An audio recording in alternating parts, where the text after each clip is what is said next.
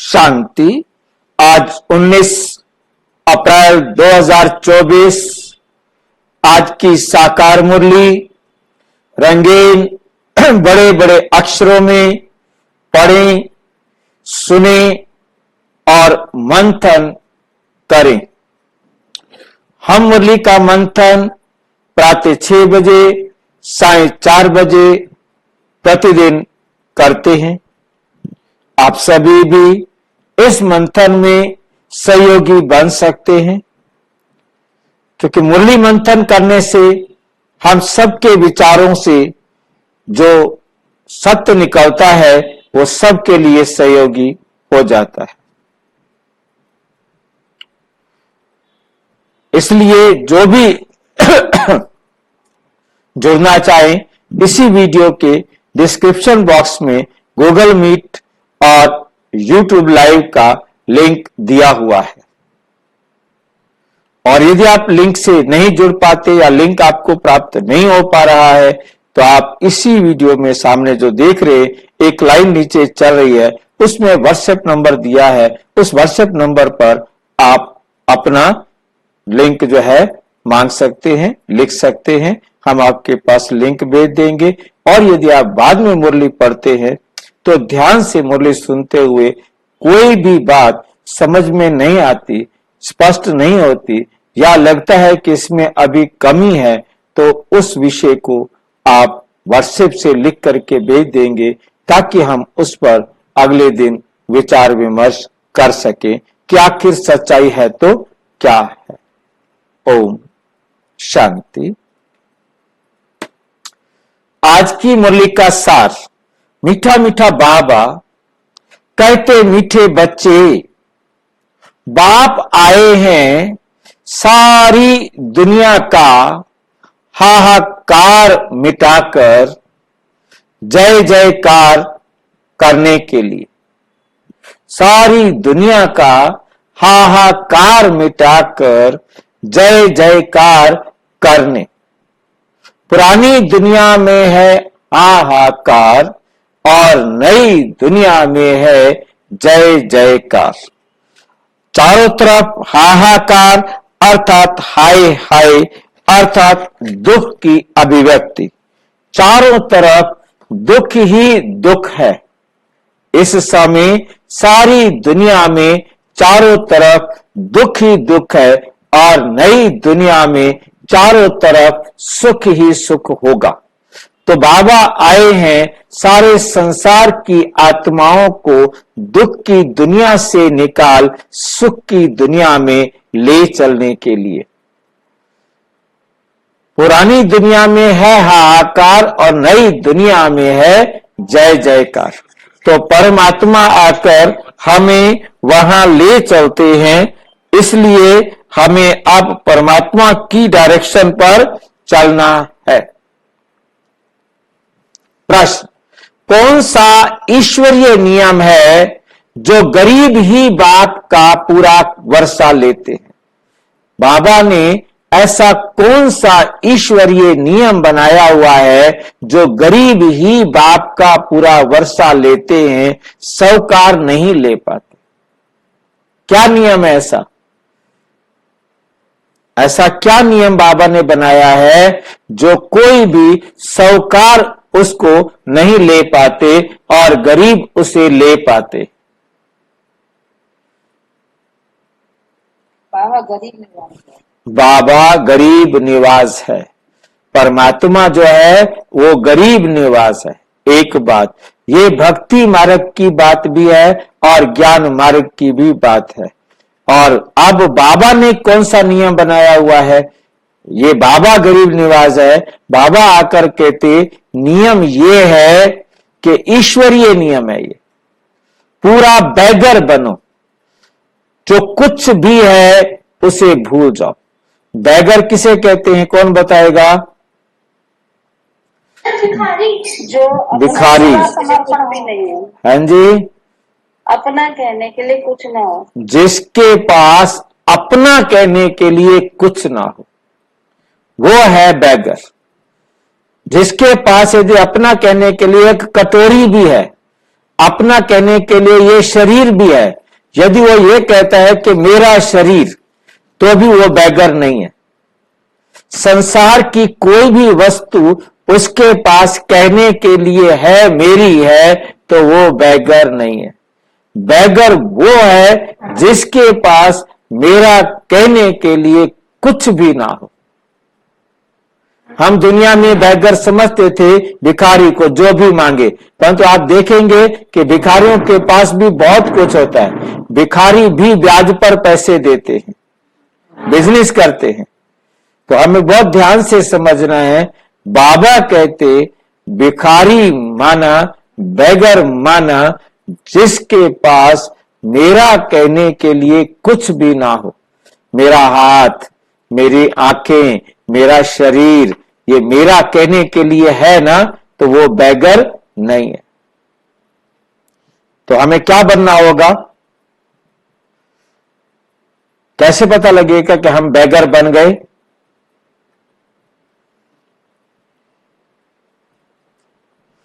कैसे पता है?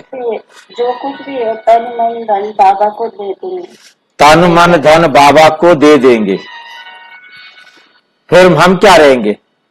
तन भी बाबा का, मन भी बाबा का, धन भी बाबा का, तो फिर हम कौन?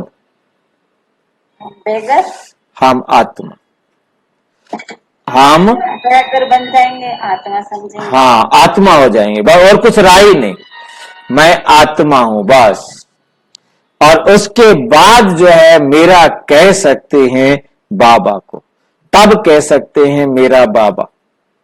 यदि हम अपने को आत्मा निश्चय नहीं किया, तो हम बाबा को भी मेरा नहीं बना सकते।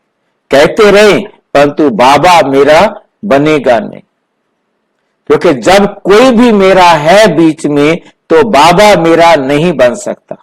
ये लाइन याद रखनी है। यदि मेरा शरीर है, फिर हम कह रहे हैं मेरा बाबा, तो क्या बाबा मेरा नहीं बनेगा? क्यों नहीं बनेगा? कौन बताएगा? मैं मेरा शरीर कह करके फिर मैं मेरा बाबा कहता हूं, बाबा मेरा नहीं बनेगा, क्यों? क्योंकि तब भाई जी देह भान रहेगा, शरीर का ध्यान रहेगा, फिर उससे संपूर्ण बेगुन नहीं हुआ वो। उससे क्या फर्क होगा? बाबा तेरे को आत्मा से बात करते हैं भाई जी। बाबा आत्मा से बात करते हैं। मैं भी समझ रहा हूं मैं आत्मा हूं, ये मेरा शरीर है, मेरा बाबा है। अब पर भाई जी जो जैसे कह रहे हैं बाबा, तो जैसे तार होती है ना बिना हाँ, लगी हुए कवर की, हम बिना मतलब बाबा बिना कवर की तार है, हम कवर वाली है, हम कनेक्ट नहीं हो पाएंगे। हमारे ऊपर ये रबर वाला शरीर चिपका हुआ है। अब हमारा कनेक्शन बाबा के साथ नहीं जुड़ सकता, कितने लपेटे मार ले। तो हमारा कनेक्शन तभी जुड़ेगा जब हम ये रबड़ वाला शरीर उतार कर फेंक देंगे। समझ गए बात को? तो इसलिए पूरा बैगर बनना माना कुछ भी मेरा नहीं कहना। मेरा चिपका रखा हो और हम ऊपर से कहते रहे भक्ति मार्ग में, जैसे रोजाना मंदिर में जाके कहते थे, तन मन धन सब तेरा, तेरा तुझको अर्पण क्या लागे मेरा, परंतु देते तो थे ही नहीं। वापस वैसे के वैसे लेके आ जाते थे। अभी भी बाबा के बच्चे भी भक्ति की तरह गाते रहते हैं, बाबा तन मन धन सब तेरा है।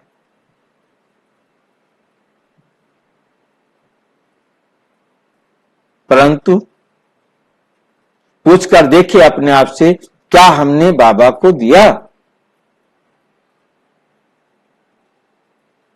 पूरा बैगर बनो, जो कुछ भी है उसे भूल जाओ। यहां देना वेना किसी को नहीं है, उसे भूल जाओ। ये भी एक नई बात है। भूल जाने का मतलब क्या समझे हम? उसी से भूल जाओ भाई। क्या मतलब? मतलब हमारा कुछ भी नहीं है, ये जो मोह माया है, हमारा अपना अपना करके वो वाली सब चीजें।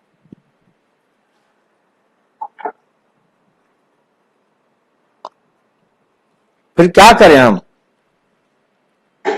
ट्रस्टी होके संभालो उसे। ट्रस्टी होकर उसको संभालो। रखना अपने पास है, फेंक भी नहीं देना है, ट्रस्टी होकर संभालना है। ट्रस्टी कैसे संभालता है? क्या अंतर होता है गृहस्थी के संभालने में और ट्रस्टी के संभालने में?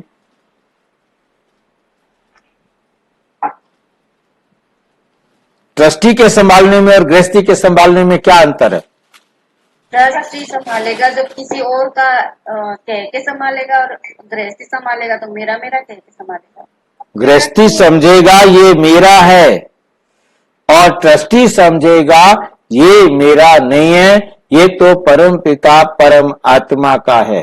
परमात्मा का तो है तो ये सब का है, परमात्मा का है तो सब का है। मैं केवल इसको संभालने के निमित्त हूं, मैं इसको देखभाल करने के निमित्त हूं, कोई इसको नुकसान ना पहुंचाए मैं इसके निमित्त हूं। परंतु होता है नुकसान तो मैं कर क्या सकता हूं?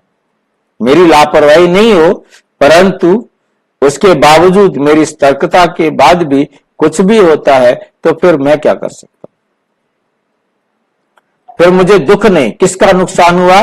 परमात्मा का नुकसान हुआ, मेरा नुकसान नहीं हुआ। मैंने तो अपनी तरफ से संभाल किया, फिर भी नुकसान हुआ तो परम पिता परमात्मा का हुआ। और यहां हमें अभी इसके साथ जोड़ देना है, इसको प्रैक्टिकल समझने के लिए याद रखना है कि जो चीज मुझे प्रयोग करनी है, चाहे वो मेरे पास है या नहीं है, वो मेरे पास आ जाएगी। और जिसको मैंने प्रयोग नहीं करना है, मैंने प्रयोग नहीं करना है, वो किसी के भी पास है, चाहे वो मेरी है, परंतु उससे वो यूज करेगा जो जिसने उसको यूज करना है। तो इसलिए मेरी कह के अपना बोझा क्यों बढ़ाऊं? जिसने जिस चीज को प्रयोग करना है वो आकर मेरे से लेगा और उसे प्रयोग करेगा। तो नाटक के अनुसार हम सारी आत्माएं एक्टर हैं। जिसने जिस चीज को प्रयोग करना है वो चीज उसके पास चली जाएगी, उसका मालिक चाहे कोई भी हो, वो उसे उपयोग करेगा। यह हमें बहुत अच्छी तरह से याद रखना है। इसमें किसी को डाउट है तो पूछो, एग्जाम्पल देने की जरूरत हो तो पूछो।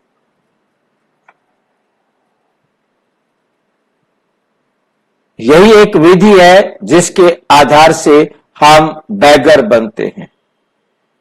जो चीज मैं यूज कर रहा हूं, जितनी समय तक यूज कर रहा हूं, मैं उसे यूज कर रहा हूं। जब उसे यूज करने का समय खत्म होगा तो मैं उसे अलग हो जाऊंगा, वो मेरे पास नहीं रहेगी। ये बात हमें बहुत अच्छी तरह से अपने आप को समझा देनी है।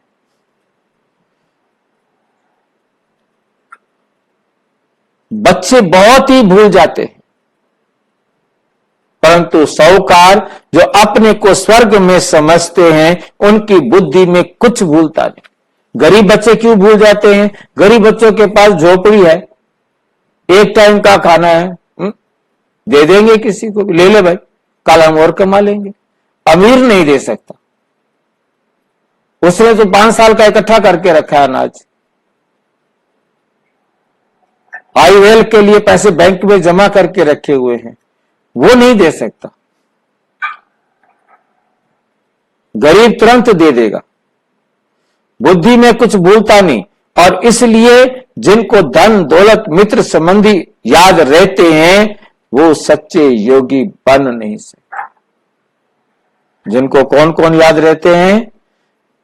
धन दौलत मित्र संबंधी याद रहते हैं, वे सच्चे योगी बन ही नहीं सकते। उन्हें स्वर्ग में उच्च पद नहीं मिल सकता, उन्हें स्वर्ग में उच्च पद नहीं मिल सकता। ओम शांति। मीठे मीठे निश्चय बुद्धि बच्चे तो अच्छी रीति जानते हैं, उन्हों को पक्का निश्चय है कि बाप आया है सारी दुनिया का झगड़ा मिटाने, सारी दुनिया का झगड़ा मिटाने। जो सियाने समझदार बच्चे हैं वो जानते हैं इस तन में बाप आए हुए हैं, जिसका नाम भी है शिव बाबा। क्यों आए हैं? क्यों आए हैं? हाहाकार को मिटाकर जय जयकार कराने। मृत्यु लोक में कितने झगड़े आदि हैं, सबको हिसाब किताब चुकतू कर जाना है। अमर लोक में झगड़े की बात नहीं। यहां कितना हंगामा हाहाकार लगा हुआ है, कितनी कोर्ट जज आदि हैं, मारा मारी लगी हुई है। विलायत आदि में भी देखो हाहाकार है, विलायत आदि में भी देखो हाहाकार है। सारी दुनिया में खिट पिट बहुत है, सारी दुनिया में क्या है? खिट पिट बहुत है। इसको कहा जाता है पुरानी तमो प्रधान दुनिया।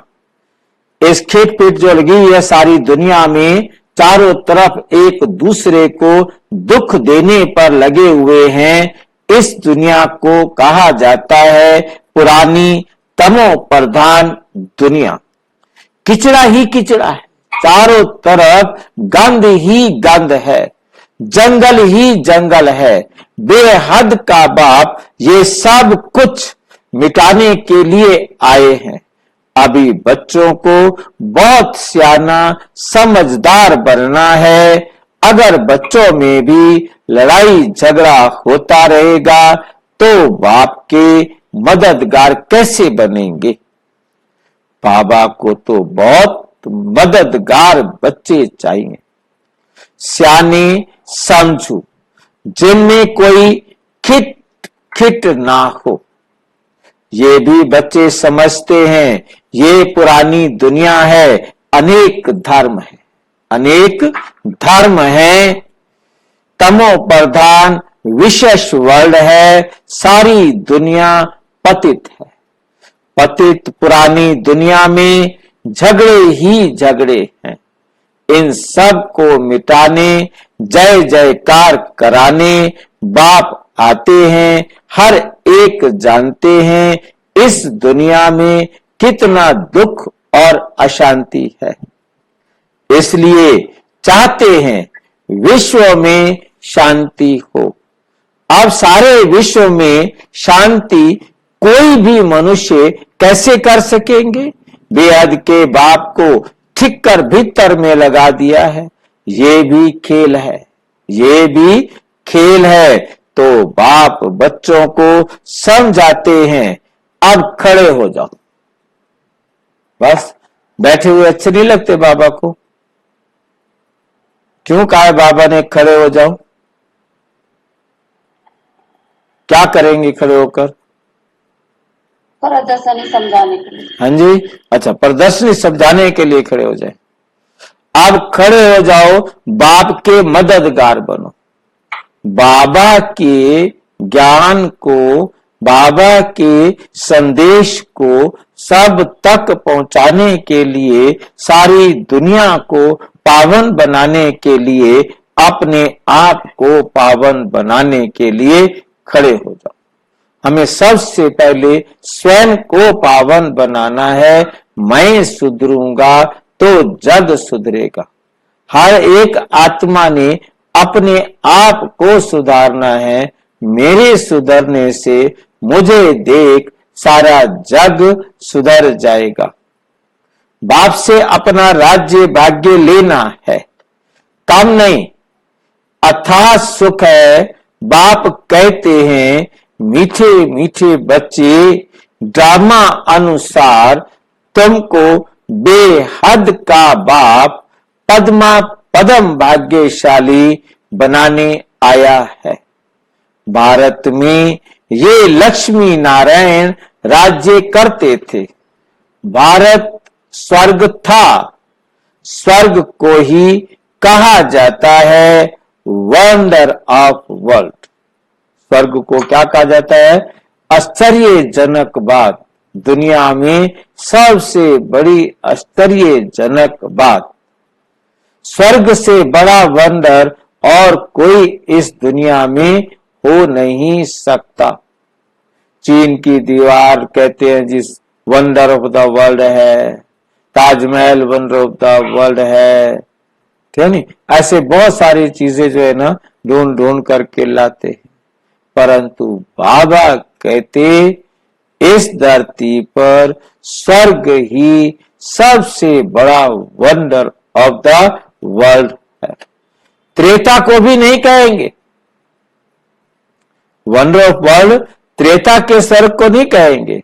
ऐसे स्वर्ग में आने का बच्चों को पुरुषार्थ करना चाहिए।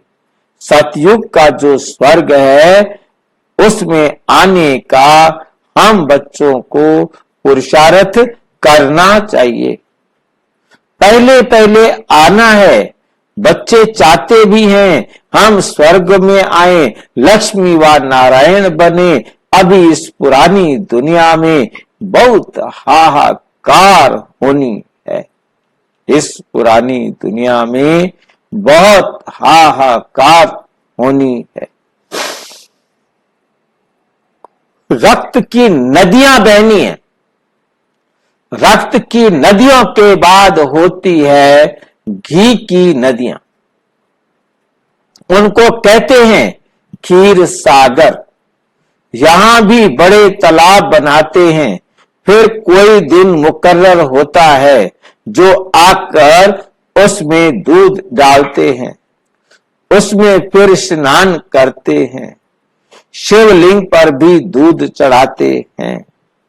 सतयुग की भी एक महिमा है कि वहां घी दूध की नदियां हैं। ऐसी कोई बात ही नहीं।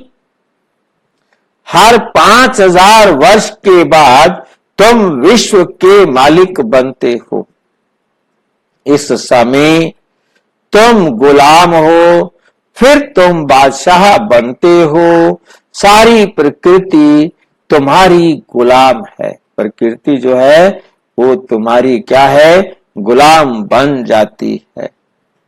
वहां कभी बेकायदे बरसात नहीं पड़ती, नदियां उछल नहीं खाती, कोई उपद्रव नहीं होता। यहां देखो कितने उपद्रव हैं। वहां पक्के वैष्णव रहते हैं, विकारी वैष्णव नहीं। यहां कोई वेजिटेरियन बना तो उनको वैष्णव कहते हैं, परंतु नहीं, विकार से एक दो को बहुत देते हैं, दुख देते हैं। एक दो को बहुत दुख देते हैं। बाप कितना अच्छी रीति समझाते हैं। ये भी गायन है, गावड़े का छोरा। अब श्री कृष्ण गावड़े का छोरा तो नहीं हो सकता ना। श्री कृष्ण गावड़े का छोरा तो नहीं होगा ना। क्यों नहीं होगा?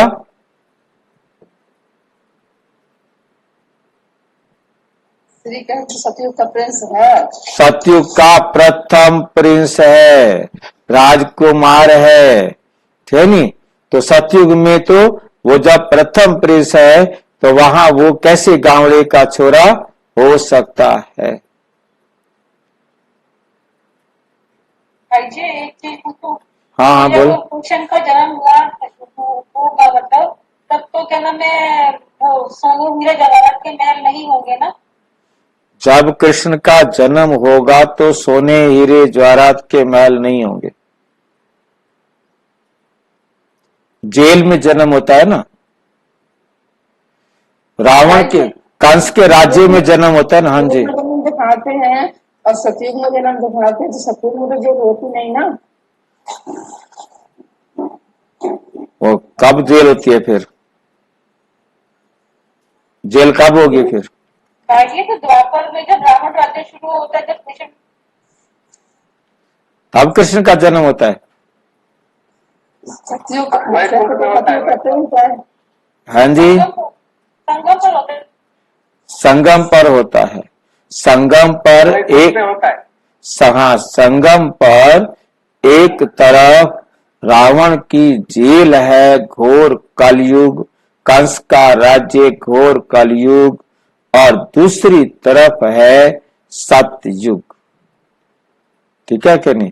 और कृष्ण का जन्म दिखाते हैं जेल में हुआ, और उसे फिर क्या टोकरी में डालकर कहां ले गए? नदी के पास, जहां पर नंद यशोदा रहते थे, अर्थात स्वर्ग के पार। मतलब कृष्ण को नरक से स्वर्ग में ले गए। नरक की दुनिया होती है, वहीं पर स्वर्ग भी है, संगम समय है, कंस का राज्य है। ऐसे समय में सतयुगी वातावरण में कृष्ण का जन्म होता है। उसे टोकरी में लेकर बाहर नहीं जाते, कहीं इधर उधर नहीं जाते, परंतु वे स्वयं सुरक्षित स्थान पर चले जाते हैं, जहां वो सुरक्षित रहते हैं। ठीक है भाई। श्री कृष्ण तो गांवड़े का ही नहीं है, का हो नहीं सकता। वे तो वैकुंठ का मालिक है। फिर 84 जन्म लेते हैं, फिर 84 जन्म लेते हैं। ये भी तुम अभी जानते हो कि हमने भक्ति में कितने धक्के खाए, पैसे बर्बाद किए। बाबा पूछते हैं, तुमको इतने पैसे दिए, राज्य भाग्य दिया, सब कहां किया? कब दिया था राज्य भाग्य? कहां गया हमारे से? संगम पर गया था। संगम पर 5000 साल पहले दिया था। अब 5000 साल बाद हमारे से हिसाब मांग रहे हैं। ठीक है, हिसाब मांगना 5000 साल बाद, इतनी देर में खर्च नहीं हो गया होगा। बाइबल, नंबर तो भूल गए सर। हाँ जी, 5000 साल पहले की बात थी ना, इसीलिए तो हम लोग भूल गए हैं। हाँ। कहाँ गया था जो दिया था हमें। बिल्कुल। भाई ये स्थूल पैसों की बात हो रही है तो गुण शक्तियों की? गुण शक्तियों की। बाबा स्थूल बातें करता ही नहीं है, उसके पास है ही नहीं, उनके बारे में सोचता भी नहीं है। वो सिर्फ एक ही बात करता है। बाइबल की स्टोरीज के अंदर भी इसका जिक्र आता है कि एक बुजुर्ग होता है और वो अपने बच्चों को बुलाता है कि आओ, एक एक बोरी तीनों बच्चों को देता है। ये एक बोरी मैंने आपको गेहूं की दे रहा हूं, मैं तीर्थ यात्रा पर जा रहा हूं, मैं 1 साल बाद लौटूंगा, मैं हिसाब लूंगा। अब उनमें से जो बड़ा बेटा था, उसको लगा कि भाई ये बुढ़ा पता नहीं क्या हो गया है, इस बोरी को उठाओ और ऊपर टांड पर रख दो ताकि खराब ना हो जाए, या के हिसाब मांगेगा। और उसके बाद दूसरा बेटा जो था, उसने सोचा कहीं गुण वगैरह लग जाए, खराब हो जाए, कीड़ा लग जाए, इससे अच्छा इसको बो देता हूं, इतनी सारी जमीन तो पड़ी है हमारी। उसने जमीन में बो दिया। अब तीसरा बेटा सोचने लगा क्या करूं, बड़े वाले की मानूं कि बीच वाले की मानूं। अब इसमें सोचते सोचते जो गेहूं बोने का समय था वो निकल चुका था, फिर भी उसको अच्छा लगा कि गेहूं बोना ठीक है। अब उसने जब तक गेहूं बोया तब तक मौसम निकलने के कारण वो सारा गेहूं सड़ गया। अब जब 1 साल बाद फादर आए और बोला, हाँ जी लाओ, मैंने आपको एक एक बोरी गेहूं दी थी, हिसाब दो, कहाँ है वो बड़ा वाला बटा? वो रखी आपकी बोरी टांड पे।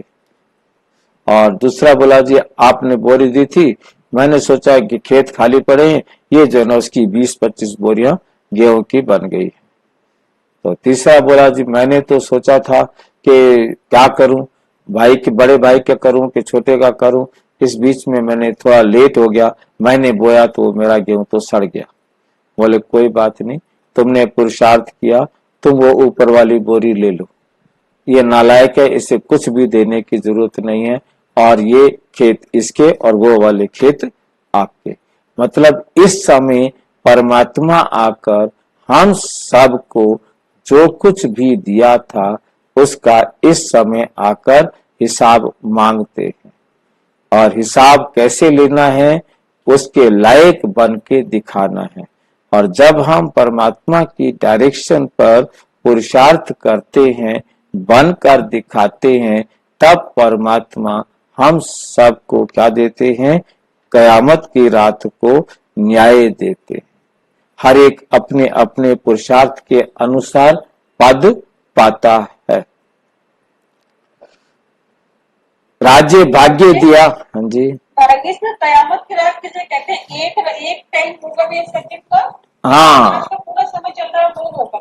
वैसे तो सारी कयामत की रात है, परंतु एक्चुअल में वो मोमेंट ही कयामत की रात है जिस समय सबको न्याय मिलता है। वही 1 सेकंड होता है जिसमें सबको न्याय मिलता है।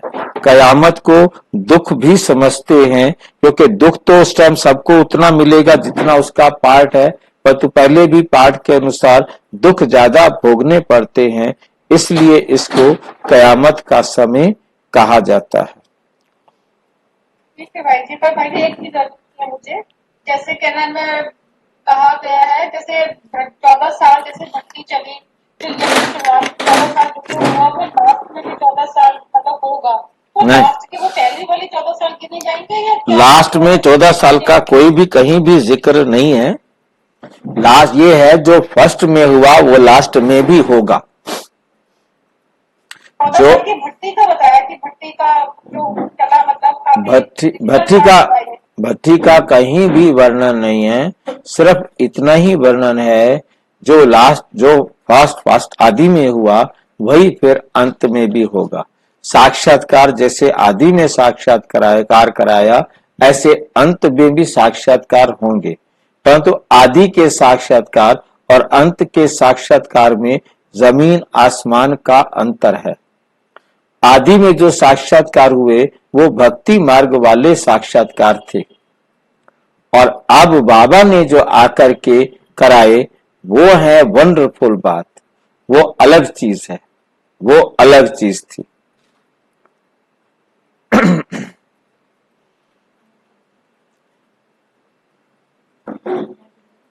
ओके,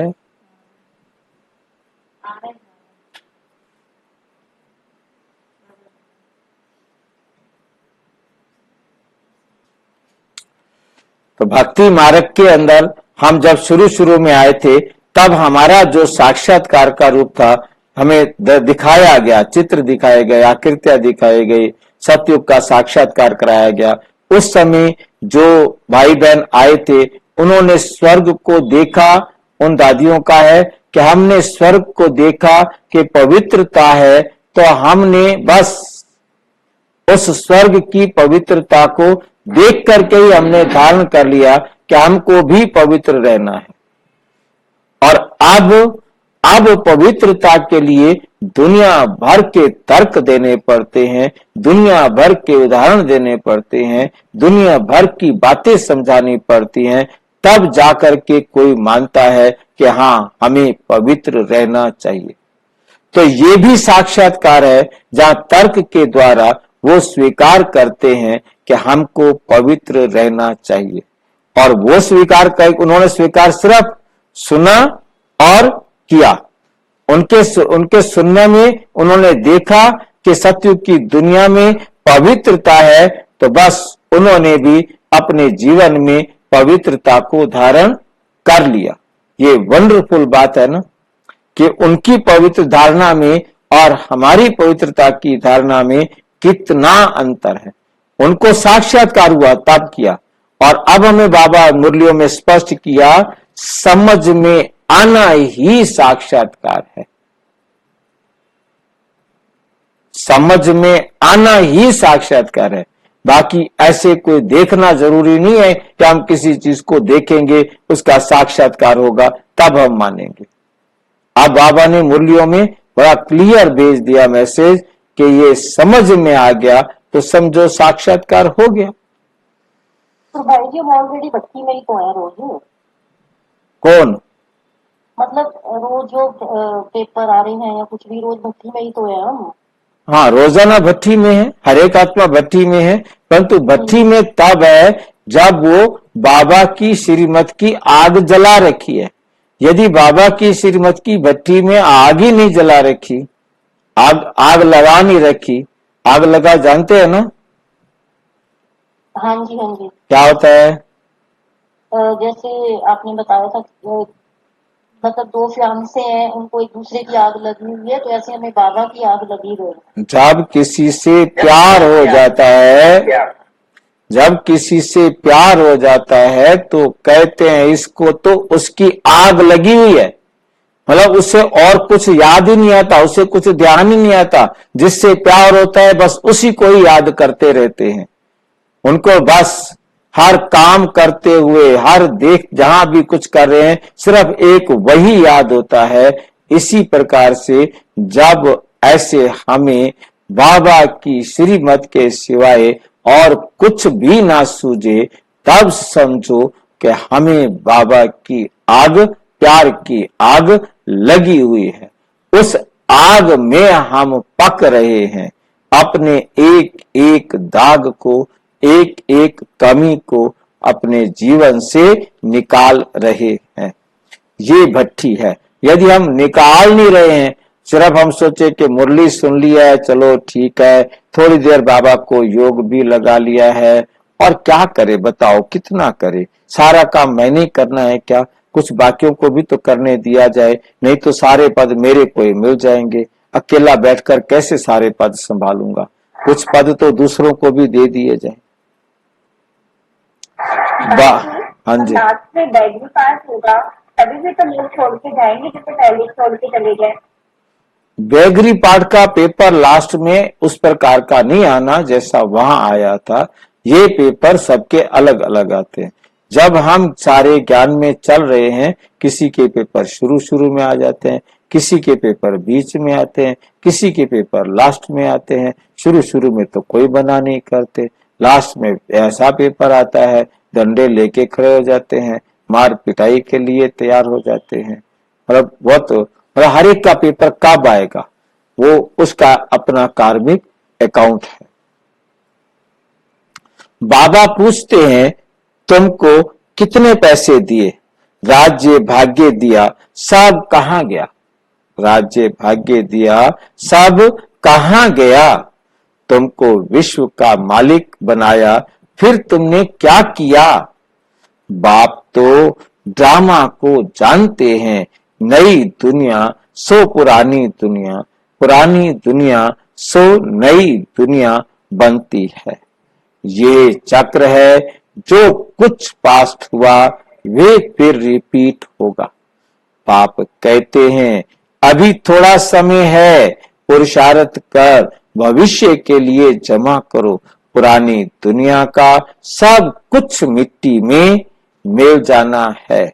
साहूकार इस ज्ञान को लेंगे नहीं। बाप है गरीब निवास, गरीब वहां साहूकार बनते हैं। जो यहाँ गरीब हैं वही सतयुग में जाकर साहूकार बनते हैं। साहूकार वहां गरीब बन जाते हैं। अभी तो पद्मा पदम पति बहुत है, साहूकार वहां क्यों गरीब बन जाते हैं भाई? ये तो गलत बात है। यहाँ जो हाँ जी, उन्होंने यहाँ पढ़ा नहीं, गुण और शक्तियों को धारण करा नहीं, तो वो गरीबी होंगे। उन्होंने अब अपना तन मन धन बाबा को दिया ही नहीं, उनसे दिया ही नहीं जाता ना। और जो स्वर्ग लगती है, हाँ, वो कहते हमारे पास स्वर्ग है, हमें क्या जरूरत है देने की। और जो गरीब हैं उनके पास थोड़ा होते हुए भी उन्होंने दिया। जो अमीर हैं वो नहीं देते हैं, गरीब हैं जो देते हैं। जो देते हैं वही फिर स्वर्ग के साहूकार जाके बनेंगे। और जिन्होंने दिया ही नहीं, अपना बैंक में संभाल के रखा, तो उनको फिर क्या मिलेगा? वो अपने को स्वर्ग में समझते हैं। वे बुद्धि से निकल नहीं सकता, उनकी बुद्धि से वो निकल नहीं सकता। यहां तो बाप कहते हैं सब कुछ भूल जाओ, खाली बैगर बन जाओ।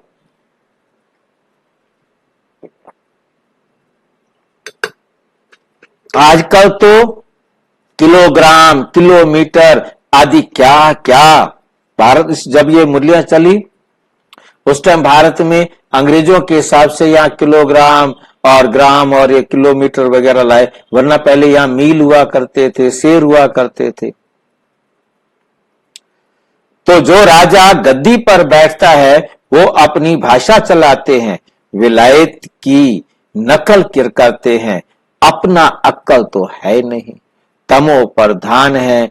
अमेरिका आदि में विनाश की सामग्री में देखो कितना धन लगाते हैं, एरोप्लेन से बॉम्ब्स आदि गिराते हैं, आग लगनी है। बच्चे जानते हैं बाप आते ही हैं विनाश और स्थापना कराने, विनाश और स्थापना कराने। तुम्हारे में भी समझाने वाले सब नंबरवार हैं, सब एक जैसे निश्चय बुद्धि नहीं है। जैसे बाबा ने किया बाबा को फॉलो करना चाहिए। पुरानी दुनिया में ये पाई पैसे क्या करेंगे, आजकल कागज के नोट निकाले हैं, वहां तो सिक्के मोहरे होंगे, सोने के महल बनते हैं, तो सिक्कों का वहां क्या मूल्य है।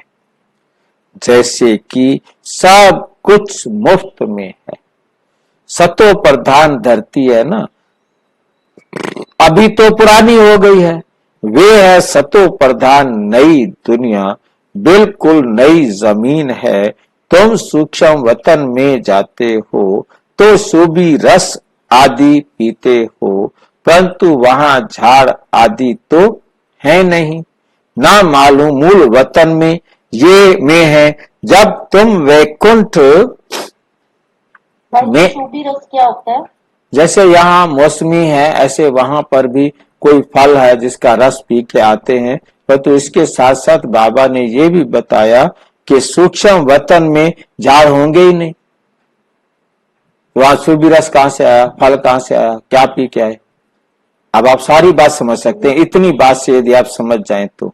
बाबा ने कहा था कि सूक्ष्म वतन ही नहीं होता, तो कुछ होता ही नहीं। आप क्या समझ में आया ये सुन, ये समझ गई भाई। जैसे हम सपने में जाते, जैसे सपने में हम कुछ भी खा पी के आ जाए, खा ही नहीं पिया, खाया पिया भी नहीं था। ये ध्यान भी एक सपने की तरह है, ठीक है नहीं, वहां कुछ है नहीं, सिर्फ जो कुछ हमने सोचा अपने संकल्प के अनुसार आ गया। जैसे शिवानी बहन क्लास कराती है, मेडिटेशन के लिए कराती है, आप अपने घर चले जाओ, ठीक है, फ्रिज खोलो, फ्रिज में आइसक्रीम रखी है, आप खाओ। अब कैसे स्वाद आ गया आइसक्रीम का कि नहीं आया, आप घर की यात्रा करके आए कि नहीं आए, ऐसे ही तुम परम धाम की यात्रा करके आओ। चलो वहां लाइट का प्रकाश है और वहां हम पहुंच गए हैं, अब किरणें आ रही हैं और सारा खेल हो रहा। मतलब हम अपने संकल्पों से हम वहां पहुंचे और हमने किया, हमने विजुलाइज किया, जैसे यहाँ विजुलाइज किया ऐसे वहां विजुलाइज किया। तो ये था जागते हुए और वो है सोते हुए, परंतु सत्य सत्य ही है। तो बाबा कहते ये एक स्वप्न की तरह है, वास्तव में वहां ऐसा कुछ होता नहीं, ना कि आकाश में। झाड़ तो धरनी पर होते हैं। ये भी आया था एकदम, मुरली में ये भी आया था कि ज्ञान का शुद्धि रस पिलाते हैं, मतलब ज्ञान को ही शुद्धि रस बोलते हैं। किसको? ज्ञान को? बाबा ने ऐसा नहीं कहा, ज्ञान का शुद्धि रस नहीं पता नहीं, मैंने मेरी नॉलेज में नहीं आया अभी तक, आया होगा तो आ जाएगा, परंतु मैंने कभी नहीं देखा कि ज्ञान को बाबा ने कहा कि सूबी रस, वहां कोई ऐसा पेड़ फल है ही नहीं जो वहां पिया जाए। तो धरनी पर होते हैं ना कि आकाश में। बल नाम है ब्रह्म महातत्व, परंतु है पोलार। अब ये शब्द भी यदि हम ध्यान से देखें, हम ब्रह्म महातत्व कहते हैं, जहां हम आत्माएं रहती हैं। आत्मा को भी ब्रह्म तत्व, ब्रह्म महातत्व, परमात्मा को भी ब्रह्म महातत्व और रहने के स्थान को भी ब्रह्म महातत्व कहा है। अब ये महातत्व, एक छठा महातत्व भी इसको कह देते हैं। यदि ये छठा महातत्व है जो बहुत ही सूक्ष्म है, तो बाकी तो पोलार ही पोलार है। पोलार मीन्स जहां आकाश होगा। आकाश के बाद क्या हो सकता है? आकाश के बाद सोचो, आकाश के बाद कुछ भी नहीं, वहां परम आत्मा रहते हैं, हम आत्माएं रहती हैं। तो ये सोचना है कि कुछ भी नहीं का मतलब होता है ऐसा स्थान जिसको हम दुनिया के स्थूल साधनों से नाप ना सके, देख ना सके, वो परम धाम है। हम आत्मा सूक्ष्म अति सूक्ष्म, हमारा घर सूक्ष्म अति सूक्ष्म, हम आत्माओं का बाप भी सूक्ष्म अति सूक्ष्म। हाँ जी। जी जैसे सूक्ष्म लोग तो है नहीं, पर अब सपने तो द्वापर में भी लेते ही होंगे और सतयुग में भी आते ही होंगे। कलयुग में भी लेते हैं, सतयुग में भी लेते होंगे। हाँ, वहाँ पता नहीं ना सूक्ष्म वतन की, मतलब चलो वो तो है ही नहीं। ठीक है, मेरे को पूछना नहीं आ रहा।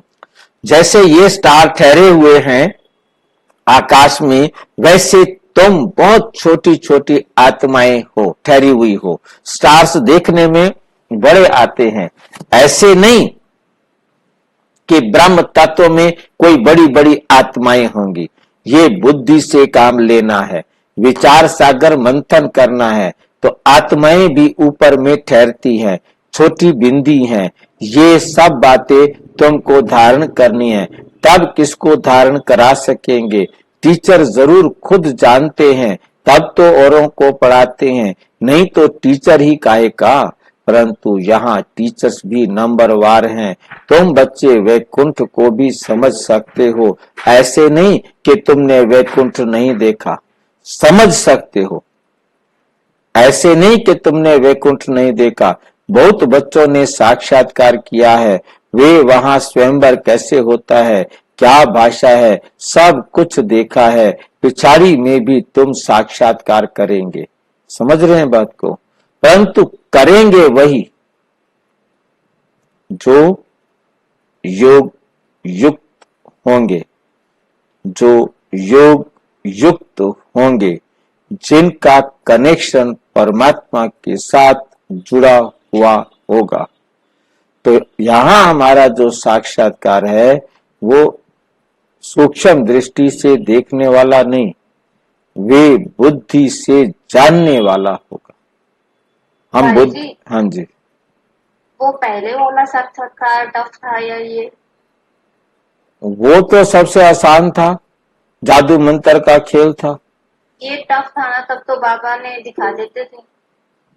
ये तो मेहनत वाला है ना, इसमें तो जितनी मेहनत करो समझने की, तब समझ में आएगा ना। वहां तो समझने की कोई बात नहीं थी, वहां तो बाबा ने साक्षात्कार कराया। ये लो, स्वर्ग में ऐसे होता है, वो पवित्र रहते हैं, और उनको देखते ही समझ में आ गया, बिल्कुल ठीक है, हम पवित्र रहेंगे। अब चाहे तुम मारो, चाहे तुम पीटो, चाहे तुम जो मर्जी जुल्म करना। तो बाबा ने साक्षात्कार करा दिया आसानी से, तो वो इतनी लगन लग गई कि बस हमें तो करना है। हाँ, उनको उसके बाद लगन लगे। बाकी जिनको अपने मित्र संबंधी धन दौलत याद आते रहेंगे, वो क्या देखेंगे? सच्चे योगी ही अंत तक रहेंगे, जिन्हों को बाप देख खुश होंगे। फूलों का ही बगीचा बनता है, बहुत तो 10-15 साल रहकर भी चले जाते हैं, उनको कहेंगे अक के फूल। उनको क्या कहेंगे? अक के फूल। जो मम्मा बाबा के लिए भी डायरेक्शन ले आती थी, ऐसी बहनें जो मम्मा बाबा के लिए भी सूक्ष्म वतन से डायरेक्शन लेके आती बहनें, दिल कराती थी वो आज है ही नहीं।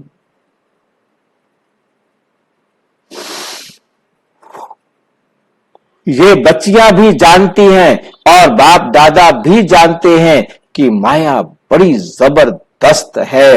ये है माया से गुप्त लड़ाई, गुप्त तूफान। बाबा कहते हैं माया तुमको बहुत हैरान करेगी।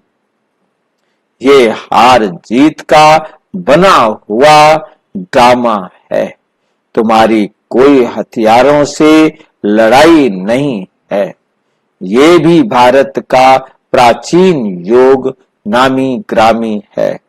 जिस योग बल से तुम ये बनते हो, बाहुबल से कोई विश्व की बादशाही ले ना सके। खेल भी वंडरफुल है। कहानी है दो बिल्ली लड़े। मक्खन कहा भी जाता है सेकंड में विश्व की बादशाही। सेकंड में बादशाही को मक्खन कहा जाता है। बच्चियां साक्षात्कार करती हैं, कहती हैं श्री कृष्ण के मुख में मक्खन है।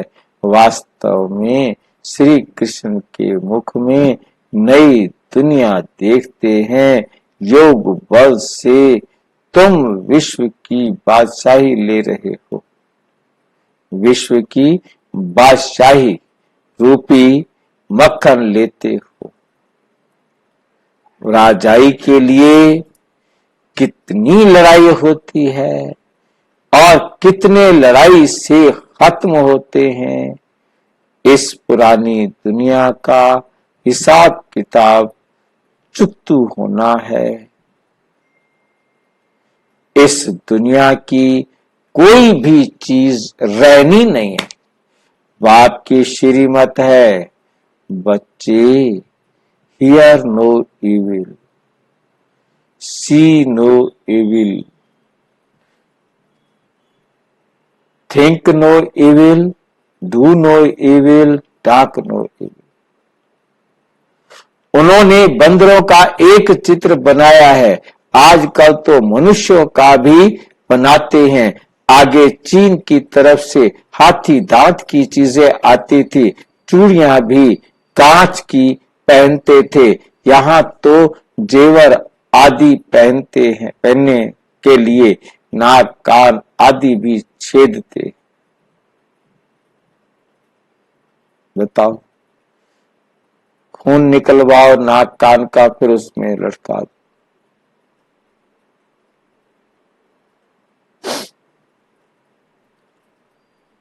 तो जेवर आदि पहनने के लिए नाक कान आदि छेदते हैं। सतयुग में नाक कान छेद करने की जरूरत नहीं। यहाँ कैसे पहनेंगे? वहां पहनते ही नहीं। तो बाबा तो कहते हैं ना इतने वो होंगे ये होंगे क्या होंगे? अभी बता रहे, देखो आगे बाबा खुद कह रहे क्या जरूरत है ऐवे नाक कान में छेद करो। वहां तो सुंदर नेचुरल सुंदरता होती है ना। यहाँ तो माया ऐसी है जो सबके नाक कान काट लेती है। माया ऐसी है सबके नाक कान काट लेती है। क्या होता है नाक कान काटना? बेइज्जती करना। नाक का मतलब होता है इज्जत। नाक का सवाल है, इज्जत की बात है, क्यों नहीं? तो नाक कान काट देती है। तुम बच्चे अब स्वच्छ बनते हो, वहां नेचुरल ब्यूटी रहती है। कोई चीज लगाने की जरूरत नहीं। यहां तो शरीर ही तमो प्रधान तत्वों से बना हुआ है। यहाँ का जो शरीर है ये तमो प्रधान तत्वों का बना हुआ है।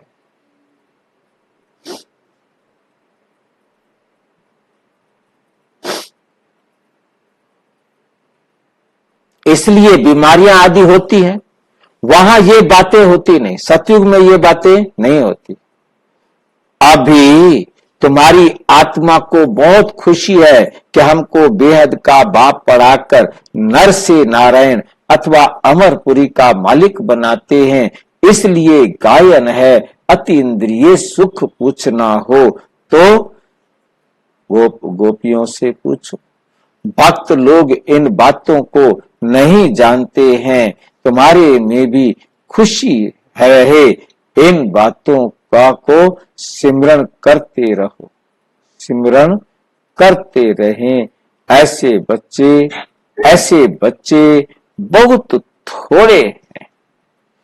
अबलाओं पर भाई जी, गोप गोप गोपियां कौन है? गोप गोपियां गो माना आत्माएं, जो पुरुष शरीर में आत्माएं हैं इस समय, वो है गोप, और जो स्त्री शरीर में है वो है गोपियां। तो गोपियां वैसे तो आत्माओं को कहा जाता है, परंतु शरीर स्त्री और पुरुष का ले लेने से गोपियां कहा गया। ठीक है। अबलाओं पर कितने अत्याचार होते हैं, जो गायन करते हैं द्रौपदी का, वे सब प्रैक्टिकल में हो रहा है। द्रौपदी ने क्यों पुकारा, ये मनुष्य नहीं जानते। बाप ने समझाया है, तुम सब द्रौपदियां हो। यहां हम सब कौन है? हम सब द्रौपदियां हैं। ऐसे नहीं कि फीमेल सदैव फीमेल ही बनती है, फीमेल हमेशा फीमेल बनती है, ऐसा नहीं है। 2 बारी फीमेल बन सकती है। एक मुरली में मैंने 3 बारी भी पढ़ा कि 3 बारी मेल मेल या फीमेल फीमेल बन सकते हैं, अन्यथा हर बार शरीर छोड़ने के बाद क्या हो जाते हैं? जब दूसरा शरीर लेंगे तो मेल रहेंगे या फीमेल रहेंगे, एक बनेंगे। जास्ती नहीं, माताएं पुकारती हैं, बाबा रक्षा करो, हमको दुशासन विकार के लिए हैरान करते हैं। हमको इसको कहा जाता है वैशाल्य। इसको क्या कहा जाता है? वैशाल्य। स्वर्ग को कहा जाता है शिवालय। वैशाल्य है रावण की स्थापना, और शिवालय है शिव बाबा की स्थापना। और तुमको नॉलेज भी देते हैं, बाप को नॉलेजफुल भी कहा जाता है।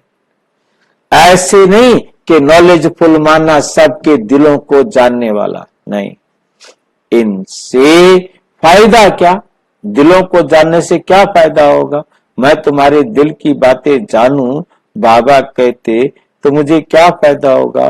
तुम सबके दिल में मेरे प्रति नफरत भरा हुआ है।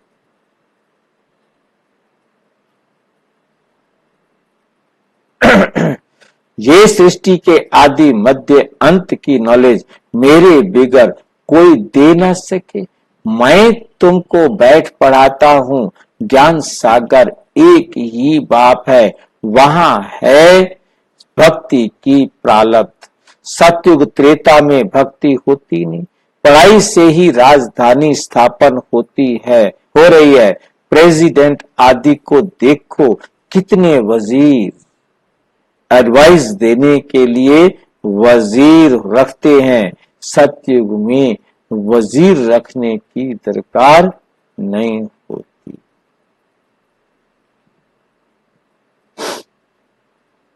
सतयुग में वजीर रखने की जरूरत ही नहीं होती। आप बाप तुमको अकलमंद बनाते हैं। ये लक्ष्मी नारायण देखो, कितने अक्लमंद थे। बेहद की बादशाही बाप से मिलती है। शिव जयंती बाप की मनाते हैं। जरूर शिव बाबा भारत में आकर विश्व का मालिक बनाकर गए हैं। लाखों वर्ष की बात नहीं है, कल की तो बात है। अच्छा, ज्यादा क्या समझाऊं बताओ, और कितना ज्यादा समझाऊं? बाप कहते हैं मन मना भाव। वास्तव में ये पढ़ाई इशारे की है। अच्छा, मीठे मीठे सिक्की लधे बच्चों प्रति माता पिता बाप दादा का याद प्यार और गुड मॉर्निंग। रूहानी बाप की रूहानी बच्चों को नमस्ते। हम रूहानी बच्चों की रूहानी बाप दादा को नमस्ते नमस्ते नमस्ते। धारणा के लिए मुख्य सार नंबर 1, बाप का पूरा मददगार बनने के लिए सियाना समझदार बनना है। अंदर कोई भी खिटपिट ना हो। स्थापना और विनाश के कर्तव्य को देखते हुए पूरा निश्चय बुद्धि बन बाप को फॉलो करना है। पुरानी दुनिया के पाई पैसे से बुद्धि निकाल पूरा बैगर बनना है। मित्र संबंधी धन दौलत आदि सब कुछ भूल जाना है। सब कुछ भूल जाना है। वरदान, संगठन में रहते सबके स्नेही बनते बुद्धि का सहारा एक बाप को बनाने वाले कर्म योगी भावो। क्या बनो? कर्म योगी बनो। कोई बच्चे संगठन में स्नेही बनने के बजाय न्यारे बन जाते।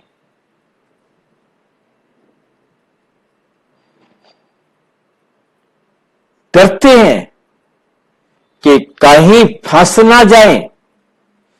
इससे तो दूर रहना ठीक, लेकिन नहीं, 21 जन्म परिवार में रहना है। अगर डर कर किनारा करेंगे तो ये भी विकर्म कहलाएगा। ये भी विकर्म कहलाएगा।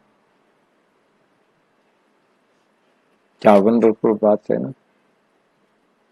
डर कर किनारा करेंगे, अगर डर कर किनारा करेंगे तो ये भी कर्म सन्यासी के संस्कार हुए। कर्म योगी बनना है। कर्म योगी मतलब कर्म करते हुए परमात्मा की डायरेक्शन पर कर्म करना। और कर्म सन्यासी हम जब पता लगेगा, दुनिया वालों ने कहते जी हमने तो कर्म सन्यास कर लिया। कर्म से सन्यास तो नहीं हुआ। वाटा बनाने के लिए जो भी साधन चाहिए वो सारे साधन वहां इकट्ठे किए ना, तो यहां हमें कुछ करने की जरूरत नहीं।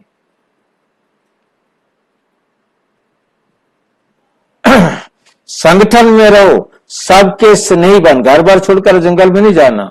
संगठन में रहो, सबके स्नेही बनो, लेकिन